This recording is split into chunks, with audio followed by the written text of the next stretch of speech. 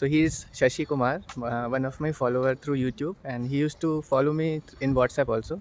And I met him today. He is rank 1 and he took radiology in Institute of Medicine, Institute of Medicine, Maharajganj. Medical College. And he met me just in the counseling center. He recognized you are Kesavani sir. And after I came to know his rank 1, I felt so proud.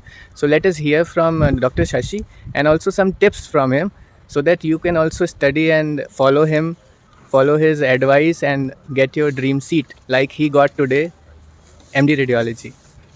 Shashi, to you.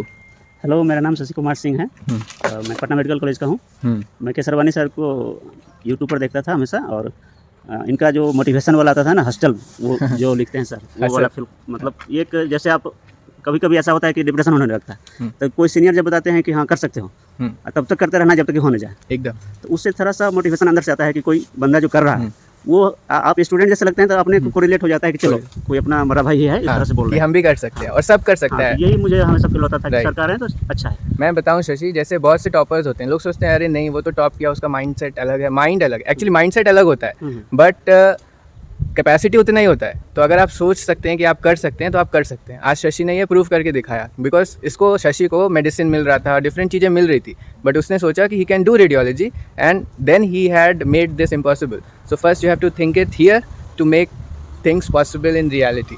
और शशि बताइए। जैसे आपका बहुत सारा, मैंने वो जो WhatsApp पर आता था ना, जैसे एक सिंपल एक बात बताते हैं, जैसे माउजर अफ्रीक बताते हैं, मोन्टेजिया का MUGR वाला, तो वो सब चीज़ें, छोटी छोटी चीज़ें सीखने से सीखने, मतलब आदमी सीखते सीखते सीख जाता है। और जो हम लोग सिंपल पढ़ते हैं कोई चीज़ तो सिर्फ पढ़ते हैं, लेकिन सीनियर जो कुछ कर लिया है वो उस चीज़ को सिंप्लीफाई करके बता देते हैं।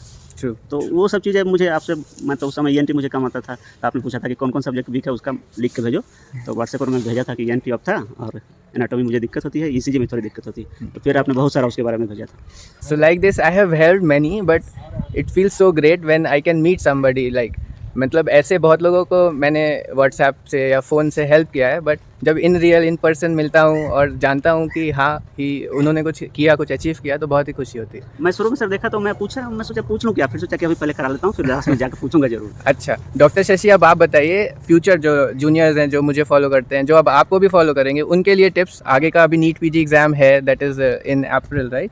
सो उसके लिए कैसे पढ़े, क्या करें, आपके कुछ टिप्स? नीट PG का तो मतलब एक तो है सबसे पहले कि नोट आपका बढ़िया होना चाहिए, जहाँ से भी पढ़े हो, डेम्स का पढ़े हो, मैरो का पढ़े हो, प्रीप्लेडर का पढ़े हो, यही 3 भाटिया का पढ़े हो, किसी का भी आप पढ़े पूरे थॉरोली पढ़िए उसको, और उसके साथ क्वेश्चन लगाइए।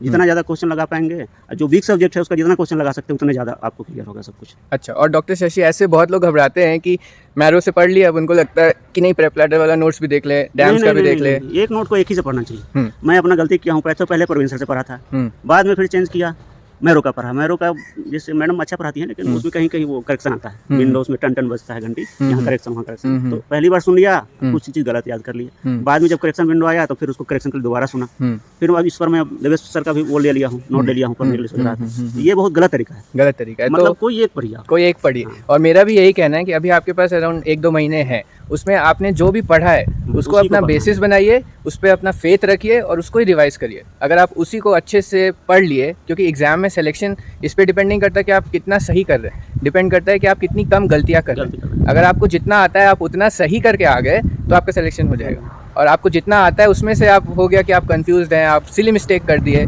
तो प्रॉब्लम है। इसीलिए जितना आपको आता है उसमें आप स्ट्रांग बनिए और सिली मिस्टेक्स, गलतियों को कम करिए।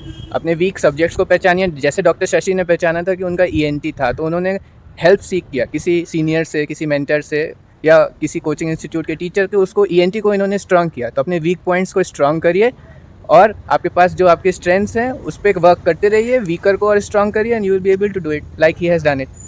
सो lots of congratulations to him, Dr. Shashi, and wish you a great career and success ahead.